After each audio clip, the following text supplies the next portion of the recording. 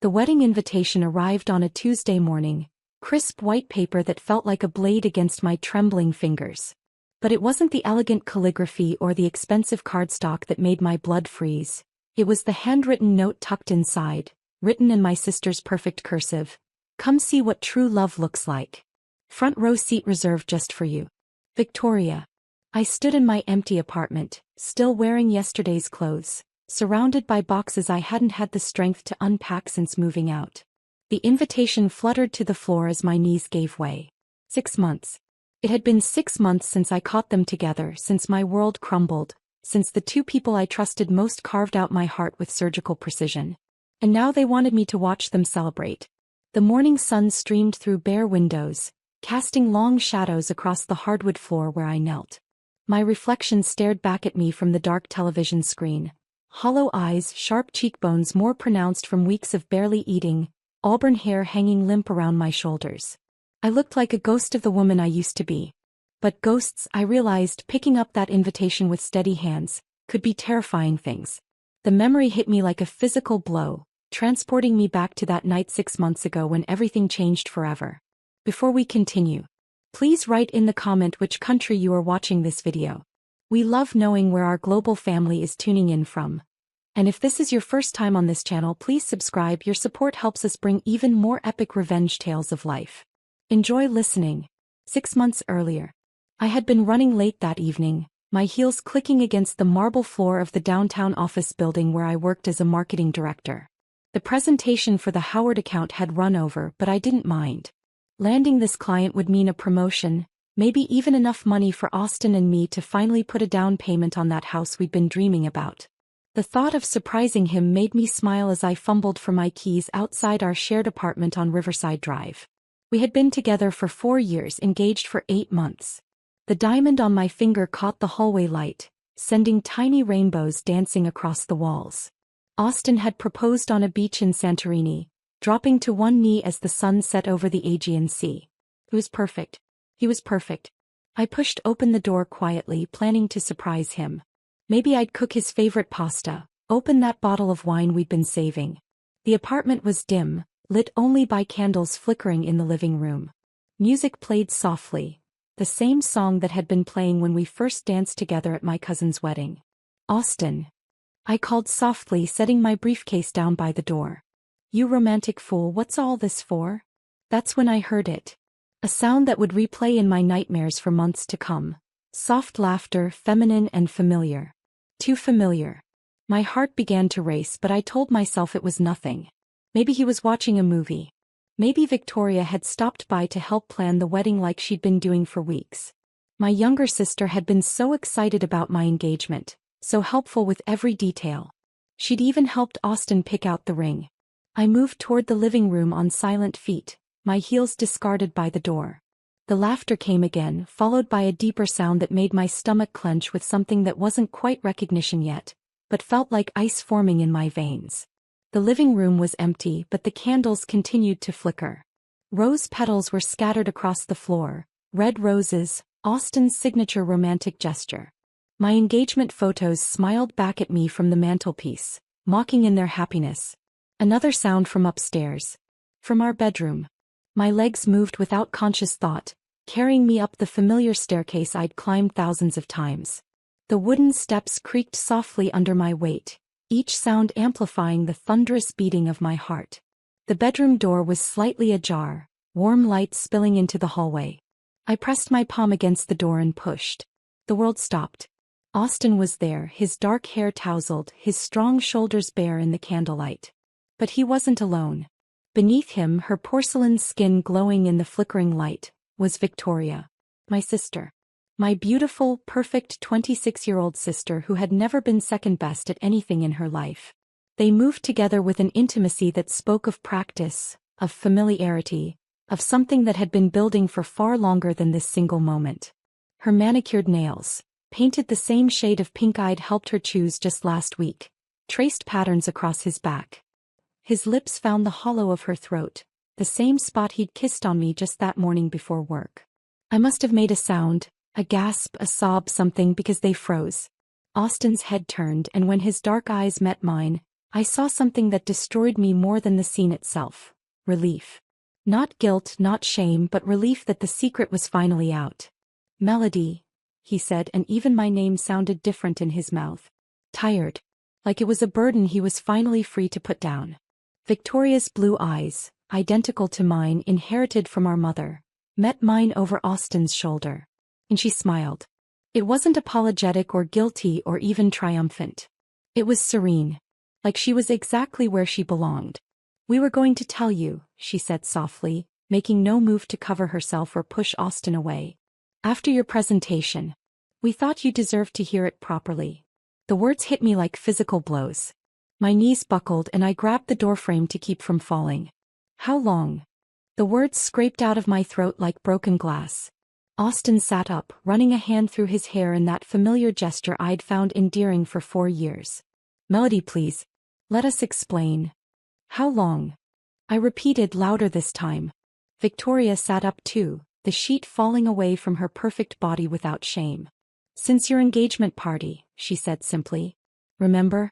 You were so busy with work that week, you asked me to help Austin with the final details.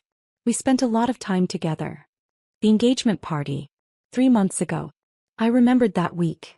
The Howard presentation had been my first big break and I'd worked 16-hour days to perfect it. I'd been grateful when Victoria offered to help Austin with the party planning. Grateful for such a thoughtful sister. We didn't mean for it to happen, Austin said, but his hand was already finding Victoria's under the sheet. It just did. What we have, what Victoria and I have, it's different. It's real, Victoria finished, her voice gentle but unwavering. I'm sorry, Melody. I really am. But what Austin and I found together, it's the kind of love that comes once in a lifetime. You understand, don't you? I stared at them, these two people who had been the center of my universe. Austin, who had held me through my father's funeral 2 years ago. Victoria, who had been my maid of honor, who had helped me pick out my wedding dress just last month. The ring, I whispered, looking down at the diamond on my finger. You helped him pick out my engagement ring. Victoria had the grace to look away for a moment. I wanted you to have something beautiful. Before. Before what? Before you stole my life. No one stole anything. Austin said, his voice taking on that patient tone he used when he thought I was being dramatic. What Victoria and I have, it's not about hurting you. It's about finding where we truly belong. I pulled the ring off my finger, surprised by how easily it slid off after months of being a permanent fixture. I'd lost weight from stress and long work hours, but I hadn't noticed until now. I set it carefully on the dresser, right next to the framed photo of Austin and me from our vacation to Italy last year. I need you both out of my apartment, I said quietly. Melody, Austin started. Get out. Now. Victoria rose from the bed with fluid grace, completely comfortable in her nudity as she gathered her clothes. She was stunning, tall, willowy, with the kind of effortless beauty that had made her prom queen, homecoming queen, the favorite daughter in every room she entered. I'll pack my things tonight, Austin said, finally showing a hint of discomfort. I never wanted to hurt you, Mel. You have to believe that. I watched them dress in silence, these two people who had just obliterated my entire future with the casual ease of changing channels. Victoria moved around the room like she belonged there, like she'd been there many times before. But as she had, I realized. All those times I'd worked late, all those evenings when Austin said he was too tired to go out, all those weekends when Victoria had been busy with mysterious plans. We'll be respectful, Victoria said as they prepared to leave. We'll wait a reasonable amount of time before we go public. We're not monsters, Melody. I looked at her, really looked at her, and saw a stranger wearing my sister's face. What's a reasonable amount of time to wait before you marry my fiancé? The question hung in the air like smoke. Austin and Victoria exchanged a look that confirmed what I already suspected. They had discussed this. They had planned this. They were already thinking about their future together. We'll talk when you're ready, Victoria said finally. I love you, Melody. That hasn't changed.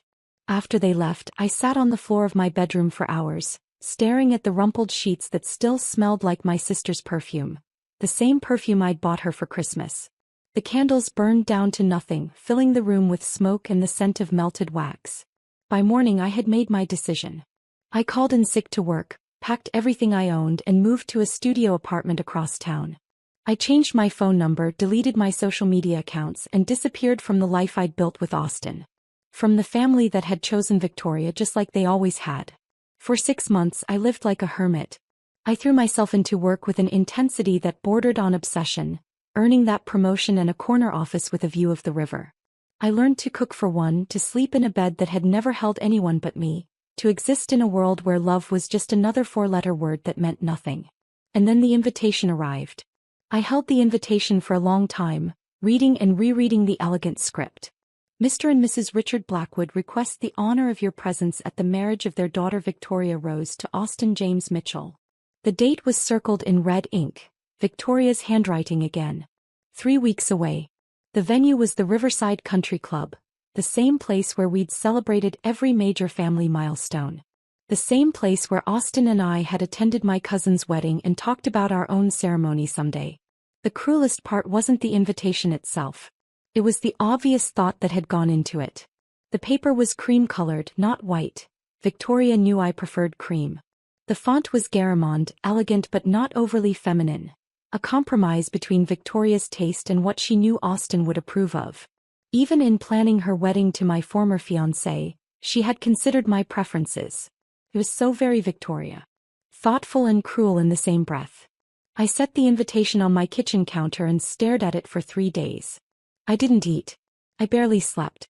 I just stared at that piece of paper and felt something cold and calculating unfurl in my chest like a poisonous flower blooming in fast forward. On Friday evening I finally picked up the phone and dialed a number I hadn't called in months. Melody. My mother's voice was warm but cautious. Sweetheart, we've been so worried about you.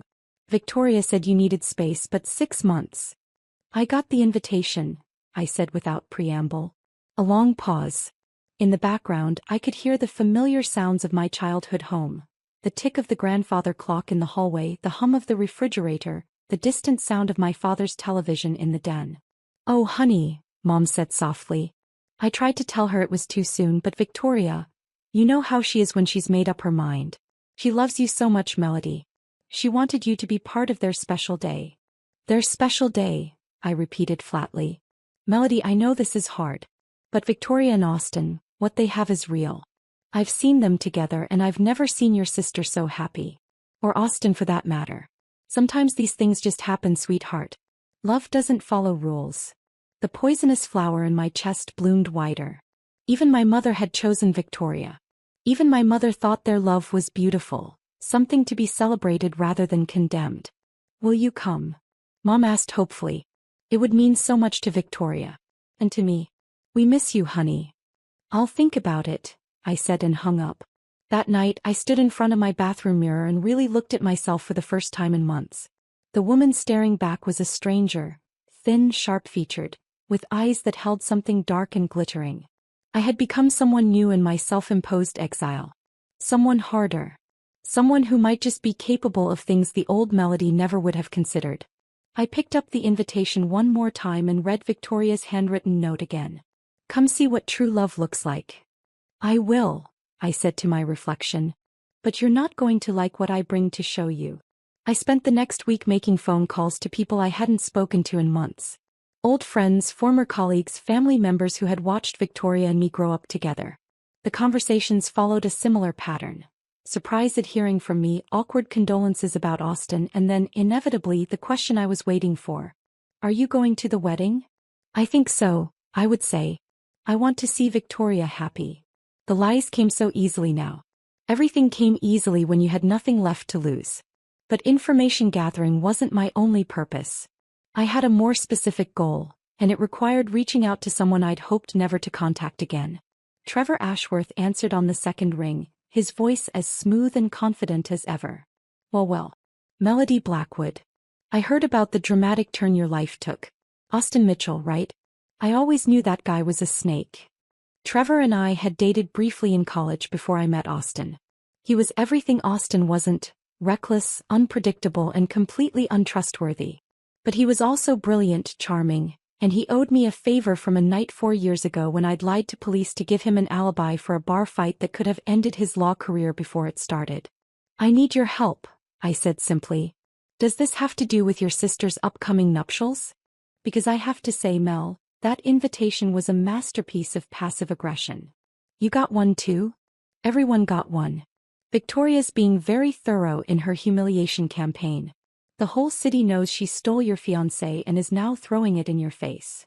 The words should have stung, but instead they fed the cold fire growing in my chest. Victoria wasn't just marrying Austin, she was making a spectacle of it. Making sure everyone knew she had one. I need you to find out something for me, I said. About Austin's business dealings. About his company's finances. Trevor's laugh was low and appreciative. Oh, this is going to be fun. What exactly are we looking for? Anything that might interest the IRS. Or the Securities and Exchange Commission. Or anyone else who doesn't like it when investment advisors play fast and loose with their clients' money. Austin worked for a prestigious investment firm downtown, managing portfolios for wealthy clients.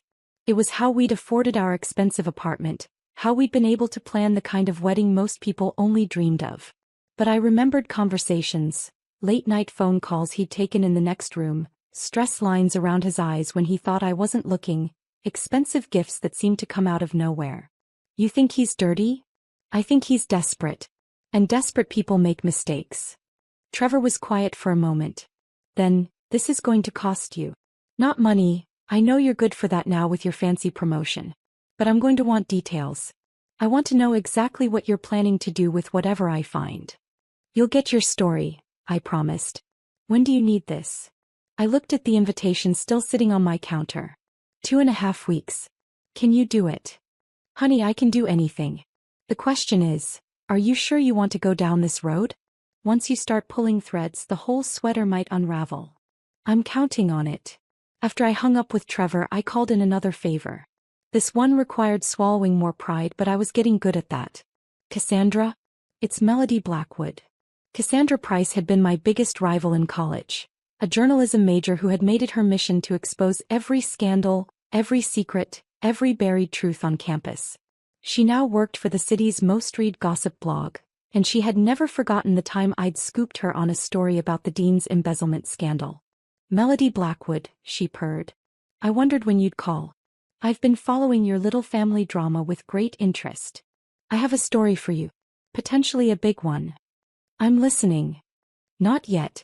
But I'll need you to be ready to publish on a moment's notice. Wedding day, actually. Your sister's wedding? Well, this just keeps getting better. What kind of story are we talking about? The kind that ends careers. Cassandra's silence was thoughtful rather than hesitant. She was calculating angles, measuring the potential impact, weighing the risks against the rewards. I'll need verification. Sources. Documentation. You'll have everything you need. But I want exclusive rights for 24 hours. No one else gets the story until you've published. Done. But Melody? This better be worth it. If you're wasting my time for some petty revenge scheme. It's not petty, I said quietly. And trust me, it will be worth it. Trevor called back in 10 days with news that exceeded even my darkest hopes. Your boy Austin has been very naughty, he said without preamble. We're talking federal charges naughty. Prison time naughty. Front page of the financial section naughty. I was sitting in my office staring out at the river through floor-to-ceiling windows. The city sparkled below me, unaware that somewhere in those glittering buildings, lives were about to change forever. Tell me everything. Austin's been running a classic Ponzi scheme for about 18 months now. Small scale, targeting elderly clients who trust him with their retirement funds. He's been using new investor money to pay returns to existing clients while siphoning off profits for himself. The usual story: expensive lifestyle, pressure to maintain appearances, easy access to other people's money. My heart hammered against my ribs. How much? We're looking at roughly $2 million in client funds that have mysteriously vanished. Maybe more. $2 million. Enough to destroy lives, to leave elderly retirees destitute, to warrant serious prison time. How did you find this? I have a friend who works in compliance at his firm. Turns out Austin's been sloppy lately, distracted by love, perhaps? He's been moving money around without proper documentation, creating false statements, the works. My friend's been building a file for months, trying to decide whether to report it internally or go straight to the feds. And I convinced him that sometimes justice needs a little push. He's agreed to turn over everything he has, but he wants immunity and witness protection. This goes deep, Mel. Austin's not working alone. The room suddenly felt too small, too bright. I stood up and walked to the window, pressing my palm against the cool glass. Far below, people moved through their lives unaware that everything was about to change. Who else is involved? That's the beautiful part. His business partner, Richard Castellane. Ring any bells? My blood turned to ice. He's on Victoria's guest list. Austin introduced them 6 months ago. Makes sense. Castellane's been helping Austin hide the money trail, creating fake investment opportunities, falsifying documents. They're in this together right up to their necks. I closed my eyes and saw Victoria's face on the night I caught them together. The serene smile, the complete lack of guilt or shame. She thought she had won the prize. She had no idea she was tying herself to a man whose life was about to implode. Trevor, I need you to do something else for me. And this time I don't care what it costs. I'm all ears. I need you to find out exactly when the FBI is planning to move on this. And I need you to make sure they don't move until after the wedding. Trevor's laugh was pure delight. Oh, Melody. You magnificent, terrifying woman. You want them to arrest Austin at his own wedding. I want them to arrest him when it will cause maximum damage to everyone involved. When the most people will see exactly what kind of man Victoria chose over her own sister. That is diabolical. I love it. But are you sure you want to go through with this? This isn't just revenge anymore, Mel. This is justice. Austin's victims deserve to see him pay for what he's done. They will see him pay. But Victoria will pay too. And everyone who chose her side, everyone who thought their love story was beautiful, they'll all know exactly what kind of fairy tale they were really celebrating. All right, I'll make some calls. But Melody, once this starts, there's no stopping it. Are you prepared for the fallout? I thought about the last 6 months. The sleepless nights, the empty apartment, the way my mother's voice had sounded when she told me Victoria and Austin's love was real. The way everyone had accepted that sometimes these things just happened, that love didn't follow rules. I've been living with fallout for 6 months, I said. Now it's their turn. With 1 week left before the wedding, I made my final preparations. I bought a dress, not the pale pink Victoria had suggested for family members, but a stunning white sheath that hugged my newly slender figure like a second skin. It was the kind of dress that would turn heads, start conversations, and make photographers very happy. I made an appointment with the best stylist in the city and emerged 5 hours later transformed. My auburn hair was now a rich chocolate brown, cut in a sleek bob that framed my face and made my blue eyes look larger, more intense. I'd lost 20 pounds since the breakup, and the stylist showed me how to use makeup to enhance my sharp cheekbones and hollow cheeks. The woman staring back at me in the mirror looked dangerous. She looked like someone who could destroy lives with a smile. Perfect. I called my mother the night before the wedding. Melody. Oh, sweetheart, please tell me you're calling to say you'll be there tomorrow. I'll be there, Mom. Her relief was audible. Oh, thank God. Victoria will be so happy. We all will. It's been too long, honey. Has it? Something in my tone must have warned her because she was quiet for a moment. Melody, you're not planning to. You wouldn't do anything to upset Victoria on her wedding day, would you? I wouldn't dream of upsetting Victoria, I said truthfully. But Mom, you might want to have your phone turned off during the ceremony. Trust me on this. What does that mean? Melody, what? I hung up and turned off my phone. Tomorrow I would turn it back on. Tomorrow, when the world started calling with questions, I was finally ready to answer. I spent the evening packing a small bag with everything I would need. The box Trevor had delivered that afternoon, containing copies of every document that would destroy Austin's life. A USB drive with video files I'd spent weeks collecting. The business card Cassandra had given me with her direct number. And a small digital recorder that would capture everything for posterity. At midnight, I stood in front of my bathroom mirror one last time, practicing the words I would say when the priest asked if anyone objected to the union. I had written them down, memorized them, rehearsed them until they felt natural in my mouth. But in the end I realized I wouldn't need a speech. Sometimes the truth spoke for itself. The Riverside Country Club looked like something out of a fairy tale. White roses and baby's breath dripped from every available surface, creating cascades of flowers that must have cost more than most people's cars. The September air was crisp and perfect, with just enough breeze to make the silk ribbons flutter like butterfly wings. I arrived exactly 15 minutes late, fashionable, but not so late as to draw attention before I was ready. The parking lot was full of expensive cars and I recognized many of the license plates. Austin's business colleagues, Victoria's sorority sisters, family friends who had watched us grow up. My own car stood out among the luxury sedans and SUVs. I had rented something special for the occasion. A red Maserati that purred like a satisfied cat and turned heads as I pulled into the valet circle. The young man who took my keys did a double take when he saw me emerge from the driver's seat. The white dress fit perfectly, skimming my curves without being inappropriate for daytime. My new hair caught the sunlight, and the professional makeup made my eyes look enormous and mysterious. "Stunning dress, miss," he said, and his genuine appreciation warmed something cold inside my chest. It had been a long time since anyone had looked at me like I was something beautiful rather than something broken. "Thank you," I said, slipping him a generous tip. "Keep her close. I might need to leave quickly." Inside, the country club had been transformed into Victoria's dream wedding venue. Cream and gold everywhere, with touches of blush pink that complemented her complexion perfectly. Crystal chandeliers caught the afternoon light streaming through tall windows, and the scent of roses was so strong it was almost overwhelming. I signed the guest book, just my name in bold script, and made my way toward the ceremony space.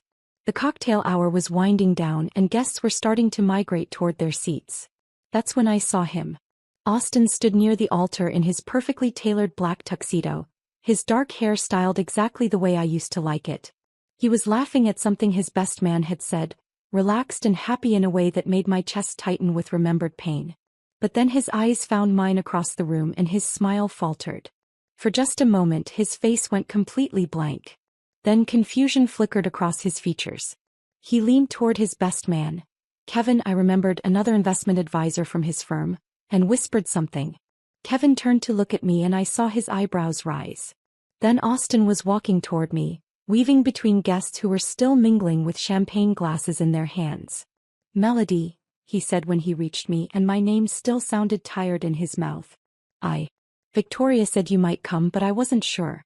You look." He gestured vaguely at my dress, my hair, the general transformation. "Different. Change suits me," I said simply. "Listen, I know this must be difficult for you. Does it look difficult?" I asked, tilting my head slightly. "I'm here to celebrate Victoria's happiness. Our family's happiness. Isn't that what you wanted?" Austin's dark eyes searched my face for some hint of sarcasm or pain, but I kept my expression serene. "I had learned to wear masks in the past 6 months. I suppose it is," he said finally. "Thank you. For being here, I mean. It means a lot to Victoria. Where is my sister? I should congratulate the bride. She's in the bridal suite, finishing up with photos. But Melody." He reached out like he might touch my arm, then thought better of it. "I want you to know that what happened between us, it wasn't about you. You're an amazing woman, and someday you'll find someone who—" "Austin," I interrupted gently. "It's your wedding day. You should be with your bride, not explaining yourself to your ex-fiancé." Relief flashed across his face. "You're right. Thank you for understanding." I watched him walk back toward the altar, stopping to shake hands and exchange pleasantries with guests along the way. He moved through the crowd with the easy confidence of a man who believed his secrets were safe, his future secure. 5 minutes later, Trevor appeared at my elbow like a well-dressed shadow. "You clean up nice, counselor," I said without looking at him. "So do you? That dress is going to cause quite a stir. Very bridal." "That's the idea. Our friends in federal law enforcement are in position. They're waiting for my signal." I turned to study his profile. Trevor looked distinguished in his navy suit, every inch the successful attorney he'd become. But his eyes held the same wild gleam they'd had in college when he was planning something particularly outrageous. "Are you having second thoughts?" he asked. "Are you?" "Hell no. This is the most fun I've had in years. Plus, Austin Mitchell owes me money from a poker game 3 years ago. I consider this interest." Despite everything, I found myself smiling. "You're terrible. So are you, apparently. I have to admit I'm impressed. 6 months ago you were the nice girl who brought cookies to office parties and cried at insurance commercials. Now look at you. People change. Some people change. Others just finally show the world who they really were all along.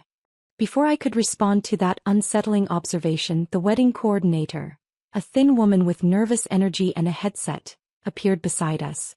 "Excuse me, are you family? We're seating family members now." "Sister of the bride," I said. Her face brightened. "Oh, wonderful. Right this way. We have the perfect seat for you, front row aisle seat. You'll have an excellent view of everything." Victoria's sense of drama, even in her seating arrangements. She wanted me to see everything, to witness every moment of her triumph. She had no idea she was positioning me exactly where I needed to be. I followed the coordinator down the petal-strewn aisle, noting the perfect arrangements, the expensive linens, the string quartet playing soft classical music. No expense had been spared. Austin's ill-gotten gains were being put to good use. The front row was filling with family members I hadn't seen in months. My aunts and uncles, Victoria's godparents, my grandmother who still pinched my cheeks like I was 5 years old. They all turned to look at me as I approached, and I watched their expressions cycle through surprise, confusion, and something that might have been admiration. "Melody," my Aunt Catherine stood to embrace me. "Oh, sweetheart, you look absolutely gorgeous. That dress, your hair, you're radiant." "Thank you, Aunt Catherine. You look wonderful too. We've all been so worried about you. Your mother said you weren't doing well after everything that happened." "I'm doing much better now," I said, settling into my seat. "Tonight feels like a new beginning." He squeezed my hand. "I'm so glad you came. Victoria was heartbroken that you two weren't speaking. Family is everything, isn't it?" "Everything," I agreed. The ceremony was set to begin in 10 minutes. Around me, 300 guests settled into their seats, chatting softly and admiring the elaborate decorations. The photographer moved through the crowd like a dancer, capturing candid moments and carefully staged shots. I reached into my small clutch and checked that everything was still there. The USB drive, the business card, the small box that would change everything. My phone buzzed with a text from Cassandra, standing by. "Ready when you are." The string quartet shifted into the opening notes of Canon in D, and a hush fell over the crowd. The ceremony was beginning. Austin took his position at the altar, flanked by his groomsmen.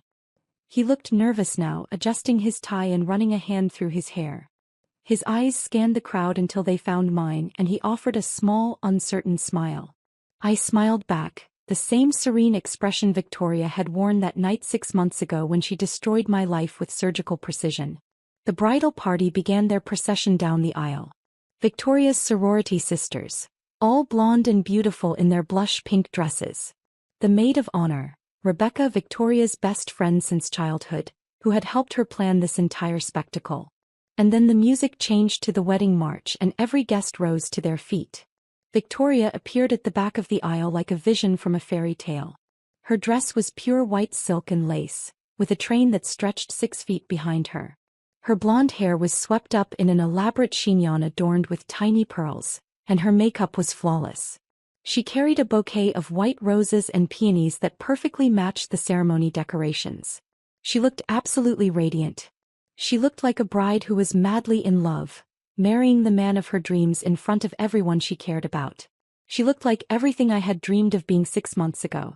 My father walked beside her, distinguished and proud in his black tuxedo. He was beaming, completely caught up in the joy of the moment. When his eyes met mine, he winked, a gesture so familiar and loving that for a moment my resolve almost wavered.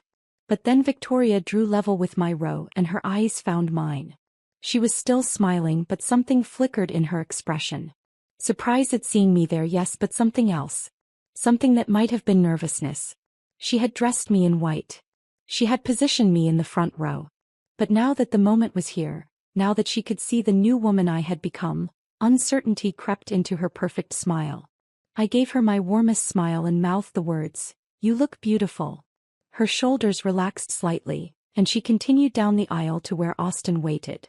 When she reached the altar, my father lifted her veil and kissed her cheek before placing her hand in Austin's. The gesture was tender, traditional, and completely unaware of what was about to unfold. "Dearly beloved," the priest began, his voice carrying easily through the packed chapel, "we are gathered here today to celebrate the union of Victoria Rose Blackwood and Austin James Mitchell, I listened with half an ear as the priest spoke about love and commitment, about the sacred bond of marriage, about the promises Victoria and Austin were about to make to each other. Around me, guests wiped away tears and smiled at the beautiful couple standing at the altar. Victoria and Austin held hands and gazed into each other's eyes with the kind of intensity that made everyone believe in true love. They looked perfect together, her ethereal beauty complementing his dark handsomeness, her delicate femininity balancing his strong masculinity. They looked like the kind of couple who belonged on magazine covers in fairy tales in happily ever after stories. They had no idea that their fairy tale was about to become a nightmare. The priest began the traditional vows. Austin, do you take Victoria to be your lawfully wedded wife, to have and to hold in sickness and in health, for richer or poorer, for better or worse, until death do you part? I do, Austin said, his voice strong and clear. Victoria, do you take Austin to be your lawfully wedded husband, to have and to hold in sickness and in health, for richer or poorer, for better or worse, until death do you part? I do, Victoria whispered, tears of joy streaming down her perfect cheeks. The priest smiled. If anyone has any reason why these two should not be joined in holy matrimony, speak now or forever hold your peace. The chapel fell into the traditional silence. 300 guests held their breath, waiting for the moment to pass so the ceremony could continue toward its joyful conclusion. I stood up. The movement was fluid, graceful, impossible to ignore. Every head in the chapel turned toward me, and I heard the sharp intake of breath from my family members in the front row. Victoria's bouquet trembled in her hands, and Austin's face went completely white. I object, I said clearly, my voice carrying to every corner of the chapel. The priest looked confused. This obviously wasn't something he'd dealt with before. I'm sorry, miss, but do you have legal grounds for this objection? I do, I said, reaching into my clutch and withdrawing the small wooden box Trevor had given me. Your Honor, excuse me, Father. I have evidence that the groom has committed multiple federal crimes and is currently under investigation by the FBI. The chapel erupted. Guests began talking all at once, their voices rising in shock and confusion. The photographer, God bless him, kept snapping pictures. This was going to make one hell of a wedding album. Melody. Victoria's voice cut through the chaos. What are you doing? I walked down the aisle toward the altar, my heels clicking against the marble floor like a countdown timer. Every step brought me closer to the moment I had been planning for 3 weeks. I'm sorry to interrupt your special day, Victoria, I said loud enough for everyone to hear. But I thought you should know exactly what kind of man you're marrying. Austin found his voice. This is insane. Melody, you can't just... Can't what? Tell the truth. I reached the altar and turned to face the assembled guests. 300 faces stared back at me, ranging from shocked to confused to fascinated. Should I have let you commit fraud in my sister's name too? I opened the wooden box and withdrew a thick manila folder. Ladies and gentlemen, I'm sorry to inform you that the groom has been operating a Ponzi scheme for the past 18 months, stealing approximately $2 million from his elderly clients' retirement funds. The words hit the chapel like a physical force. Several people gasped audibly. Austin's business colleagues in the crowd looked at each other with dawning horror. His boss, I noticed, had gone very pale and was already reaching for his phone. That's a lie, Austin said, but his voice lacked conviction. Is it? I opened the folder and withdrew a bank statement. This is your personal account, Austin. The one you thought no one knew about. The one where you've been depositing money stolen from the retirement fund of Agnes Howard, age 74. I held up another document. And this is a falsified investment report you created for Harold Kim, showing a 12% return on money you actually lost in bad stock picks. Victoria was staring at Austin now, her bouquet forgotten in her hands. Austin, tell her she's lying. Tell everyone she's lying. But Austin couldn't speak. His mouth opened and closed like a fish drowning in air. I continued my presentation, my voice calm and professional. I have documented evidence of wire fraud, securities fraud, and elder abuse. All provided by Austin's own business partner, Richard Castellane, who has already agreed to testify against him in exchange for immunity. Castellane, who was sitting in the third row, stood up abruptly and headed for the exit. But Trevor appeared in the aisle, blocking his path. Going somewhere, Richard? Trevor asked pleasantly. I think the FBI agents outside would like to have a word with you. That's when the chapel doors opened and 6 federal agents in dark suits walked in. The lead agent, a stern woman in her 40s, approached the altar with her badge held high. "Austin Mitchell, you're under arrest for securities fraud, wire fraud, and money laundering," she announced. "You have the right to remain silent." The rest of her words were lost in the chaos that erupted throughout the chapel. Guests were on their feet, talking, shouting, some trying to push toward the exits. The photographer was having the time of his life, capturing every moment of the drama. But I only had eyes for Victoria. My sister stood frozen at the altar in her perfect white dress, watching the man she'd stolen from me being handcuffed in front of 300 witnesses. Her face had gone from pale to green, and for a moment I thought she might be sick. "Victoria," I said gently, stepping closer to her. "I tried to warn you about the kind of man he really was." She turned to look at me and I saw something I'd never seen in her eyes before: defeat. "You knew," she whispered. "You knew about this when you came here." "I suspected something was wrong months ago," I said truthfully. "But I was too in love to see it clearly. You did me a favor, really. You saved me from marrying a criminal." "Melody." My mother was pushing through the crowd toward us, her face a mask of shock and confusion. "What is happening? What have you done?" "I've prevented Victoria from becoming an accessory to federal crimes," I said calmly. "She should be thanking me." Austin was being led away in handcuffs, his groomsmen trailing behind him in stunned silence. As he passed my row, he looked directly at me. "This isn't over," he said quietly. "Yes, it is," I replied. "It's been over for 6 months. You just didn't know it yet." Victoria suddenly dropped her bouquet and lunged toward me, her face twisted with rage. "You vindictive bitch. You destroyed my wedding.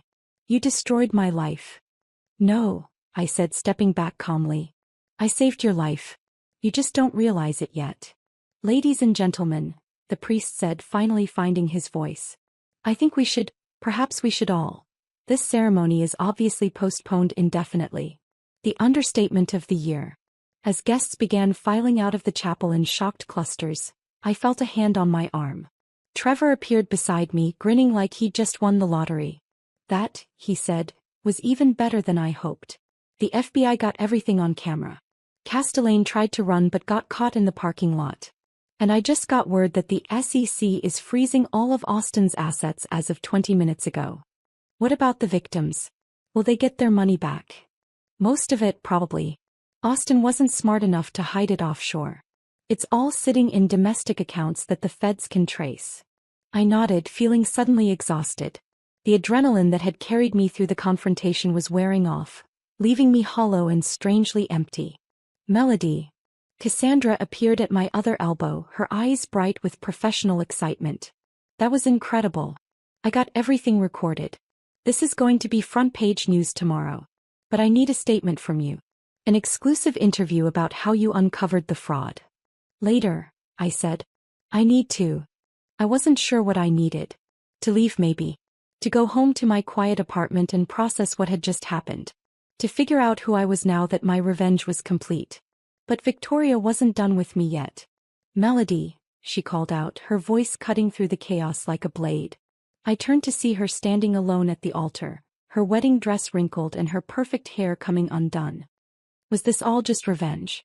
All of this? Was it just because I fell in love with your ex-fiancé? The chapel had mostly emptied, but the remaining guests, family members, close friends, the photographer who was still documenting everything, fell silent to hear my answer. I looked at my sister, really looked at her for the first time in 6 months. She was still beautiful, even with mascara streaking down her cheeks and her dress rumpled. She was still the golden child, the favorite, the one who had never failed at anything in her life. But for the first time she was also the one standing alone. "Victoria," I said gently, "I didn't do this because you fell in love with Austin. I did this because you chose him over me. Because when I needed my sister most, you decided that your happiness was more important than my pain. I never meant to hurt you." "Yes, you did," I interrupted. "Maybe not consciously, but you did. You knew exactly what you were doing when you slept with my fiancé. You knew what it would do to me, and you did it anyway because you've never had to consider anyone else's feelings before." She opened her mouth to protest, but I continued. But here's the thing, Victoria. Even if you had told me about your feelings for Austin, even if you had come to me honestly and asked me to step aside, I still would have uncovered his crimes. Because that's who I am now. I don't ignore red flags anymore. I don't trust people just because I want to love them. And I don't let anyone, not even my sister, take advantage of me. I walked closer to her, until we were standing face to face in front of the altar where she had planned to marry a criminal. So no, this wasn't just revenge, I said. This was justice. For Austin's victims. For the elderly people whose retirement funds he stole. And yes, for me too. Because I deserved better than what you both gave me. Victoria's shoulders began to shake, and for a moment I thought she was crying. But when she looked up, her eyes were blazing with anger. You're not the victim here, Melody, she said.